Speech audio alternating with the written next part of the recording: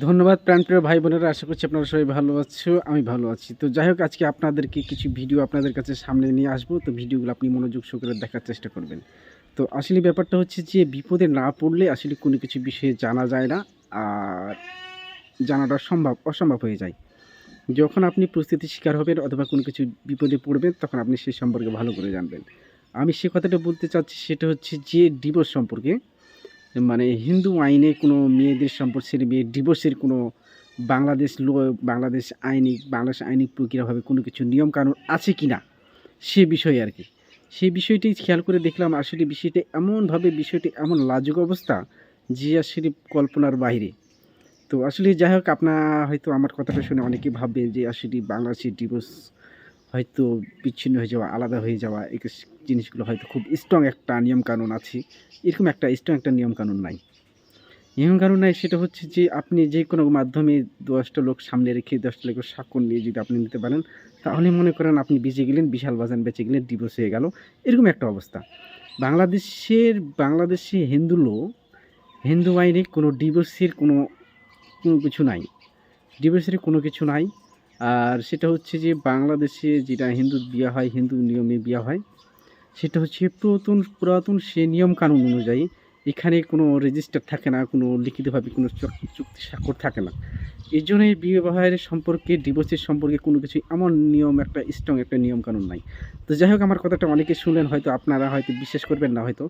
তো এই জন্যে বলতে চাই যে হয়তো সামনে একটা লইয়ার আছে, এই লইয়ারের কথাগুলো মনোযোগ দিয়ে আপনি শুনলে হয়তো বুঝতে পারবেন। যাই হোক, শুনে যাক। পয়েন্ট আছে, সেটা হলো যে কোর্টে মামলা না করে আপনারা স্টাম্প করে নিতে পারেন যে আপনারা আলাদা থাকবেন, তাহলে কিন্তু হয়ে যায়। এটা খুব ইজি একটা প্রসেস, স্টাম্প করে দুজন আলাদা হয়ে যাওয়ার সিস্টেমটা, যেটা নর্মালি কোর্টে মামলা করতে হয় না, আইনজীবীর মাধ্যমে আপনারা করে ফেলতে পারেন। থার্ড একটা প্রশ্ন আপনারা করেন যে হিন্দু সেপারেশন যদি হয়ে যায়, সেক্ষেত্রে মহিলারা কোনো মোহরানা বা ভরণ পোষণ পাবে কিনা। এই ক্ষেত্রে আপনাদেরকে একটা কথা বলতে চাই যে হিন্দু সম্প্রদায়ের লোকরা আপনাদেরকে বলতে চায় যে হিন্দু ধর্মে মোহরানা বলে কোনো কিছু নেই।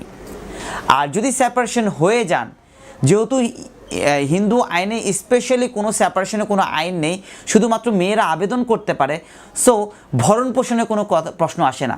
সেক্ষেত্রে আপনি যতদিন বিয়ে এক্সিস্টেন্স থাকবে ততদিন ভরণ পোষণ দিবে।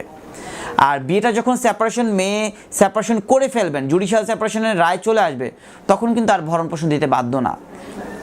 আর থার্ড আপনারা আরেকটা প্রশ্ন করেন যে হিন্দু সেপারেশন করার পরবর্তীতে কতদিন পর বিয়ে করতে পারবে।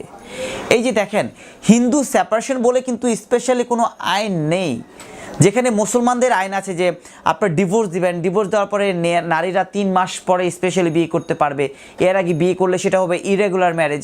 সো হিন্দুদের ক্ষেত্রে এই ধরনের কোনো সিস্টেমই নেই যে ডিভোর্স দেওয়ার পরে, মানে সেপারেশন হওয়ার পর কতদিন পরে বিয়ে করতে পারবেন। আপনি সেপারেশন হন আর না হন, আপনি সেকেন্ড টাইম ম্যারেজ করতে পারবেন, যদিও সেপারেশন সিস্টেম নেই। যদি আপনি জুডিশিয়াল সেপারেশন হন, পরবর্তীতে আপনি যে কোনো মুহূর্তে যদি আপনি চান, আপনি বিয়ে করতে পারবেন এনি টাইম। সেই ক্ষেত্রে ইন্ডিয়ান আইন বা হিন্দু যে আইন আছে, এই আইনে স্পেশালি এমন কোনো কথাবার্তা বলা হয়নি। আপনারা হিন্দু সম্প্রদায়ের লোক আমাকে আরেকটা বিষয়ে প্রশ্ন করেন যে হিন্দু ডিভোর্স সেপারেশন যদি আমি করতে চাই, এটার রেজিস্ট্রেশনটা কোথায় করব। এটা কি কোনো হিন্দু কাজের কাছে গিয়ে করব, নাকি মুসলিম কোনো কাজে অফিসে গিয়ে করতে হবে। আসলে এই প্রশ্নটার কোনো ভ্যালু নেই, কারণ হিন্দু সেপারেশন বলে কোনো কথাই নেই, আর সেখানে তো রেজিস্ট্রেশনের কোনো বিষয়ই নেই। তবে হিন্দু আইনে বিয়ের রেজিস্ট্রেশনের কথা বলা হয়েছে, হিন্দু সেপারেশনে কোনো রেজিস্ট্রেশনের কথা বলা হয়নি। হিন্দু সেপারেশন করতে হলে মেয়েরা শুধুমাত্র জেলা জজে মামলা করবে, আর জেলা জজ জুডিশিয়াল সেপারেশন দিয়ে দিবে, আর সেটার অর্ডার আপনাদের কাছে রেখে দিবেন। সেটাই আপনাদের মূল ডকুমেন্ট, মূল দলিল, মূল প্রমাণ। আর তাছাড়া আপনারা যদি সেপারেশন হতে পারেন, আইনজীবীর মাধ্যমে আপনারা স্টাম্প করে একটা চুক্তি করে নিতে পারেন। আপনারা যে আলাদা থাকবেন, সে আলাদা ক্ষেত্রে আপনাদের নিজস্ব যেই কন্ট্রাক্ট থাকে বা নিজস্ব যে কন্ডিশন থাকে, সেগুলো আপনারা ওইখানে অ্যাডমিট করে দিতে পারেন, তাতে কোনো প্রবলেম হবে না। সো আপনারা আশা করি বুঝতে পেরেছেন যে হিন্দু সেপারেশনের বিষয়ে আমি কি বলেছি। তবুও এন্ড অফ দ্য ডে বা এন্ড অফ দ্য পয়েন্ট আমি লাস্ট একটা কথা বলতে চাই যে হিন্দু সেপারেশন যদি করতে চান, সেক্ষেত্রে যদি মিউচুয়াল সেপারেশন করতে চান, সেক্ষেত্রে অবশ্যই আপনারা একটা কন্ট্রাক্ট করতে পারেন আইনজীবীর মাধ্যমে, স্টাম্পের মাধ্যমে কন্ট্রাক্ট করে দুজন সেপারেশন হয়ে যেতে পারবেন। এটা খুব ইজি, সময় কম লাগবে এবং কি খুব টাকার খরচও কম হবে।